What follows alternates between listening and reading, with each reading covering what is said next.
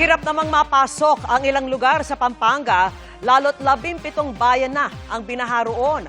May umapaw pang ilog na tumangay sa kabuhayan ng mga katutubo. At mula po sa Milalin, Pampanga, nakatutok live si June Veneracion. June! Vicky, umapaw ang tubig sa isang diki dito sa bayan ng Minalin, kaya makikita ninyo ay tulong-tulong yung mga residente at iba pang volunteer sa sandbagging. Hindi nila iniinda yung lamig at pagod para mapigilan ang pagpasok ng tubig sa kanilang mga komunidad. Sa kasagsagan ng buhos ng ulan, umapaw ang Gumain River sa Florida Blanca kahapon. Tinangay ng malakas na agos ng ilog ang mga pinapaupahang bahay kubo sa Palacol Summer Place, isang sikat na tourist spot sa bayan. Sabi ng munisipyo, mahigit 300 bahay kubo ang nawasak, na tangi pa namang pinagkakakitaan ng mga katutubo. Yan lang po yung pang-araw-araw na sana naming pambili namin ng pagkain, pambili ng ulam, pambaon-baon ng mga bata. Masakit po, siyempre po. Yun lang pong hanap buhay namin pag weekend. Ngayon po, wala na po kaming talagang ng panakitan. Paghanap buhay, wala po. Pero para kay Isabel, hindi ito ang panahon para panghinaan ng loob dahil may mga anak na umaasa sa kanila. Babangon, kailangan bumangon, maghanap buhay kahit anong extra po dyan. May nagpapa-extra naman po, mag-ani ng gulay, ng mga tanim po. Yan, sisimula po kami. Laban lang po. Konting tulong mula sa GMA Kapuso Foundation ang ibinigay namin sa kanila. Hindi na bago ang pagtaas ng Gumain River, pero nabigla lang daw talaga ang mga katutubo. Mabilis po kasi yung pagtaas ng tubig at pagragasa, kaya po hindi na itaas ng mga aita yung mga kubo nila.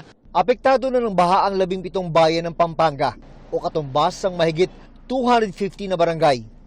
May mga sasakyang tumirik nang hindi na kayanin ang tumataas na baha. Kahit batya, pinagtiyagaan na ng iba para lang hindi lubusong sa baha. Sa bayan ng Minalin, may mga lugar na kahit mga truck nahihirapan na rin. Kaya yung mga pumapasok sa mga looban para kumuha ng itlog sa mga poultry farm, kailangan na ng bangka. Pag wala kang bangka dito, mahirapan ka rin. Pero ang gumagawa ng ataol na si Ariel, may sariling diskarte. Gamit ang mga drum, konting kawayan at bakal na patungan, meron ng pang-deliver ng ataol.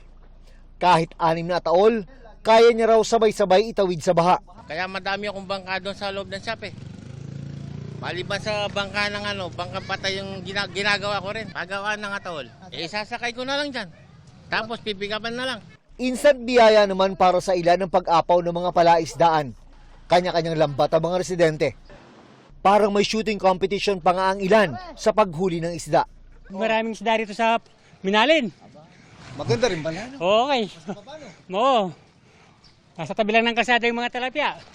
Simula kagabi naman, nalubog na sa baha ang Shrine of Our Lady of Lourdes sa Bacolor.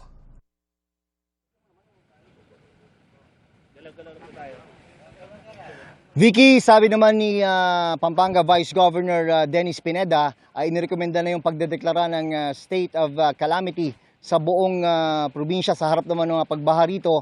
Ay pinapaimbestigahan ni Vice Governor Pineda sa NBI ang mga may-ari umano ng mga illegal fish pan na nakaharang sa isang river channel dito sa bayan ng Minalin. Isa ito sa mga itinuturo niyang dahilan, Vicky, kung bakit mabagal yung paglabas ng tubig papuntang Manila Bay. Balik sa Vicky. Maraming salamat at ingat kayo ha, June Veneracion.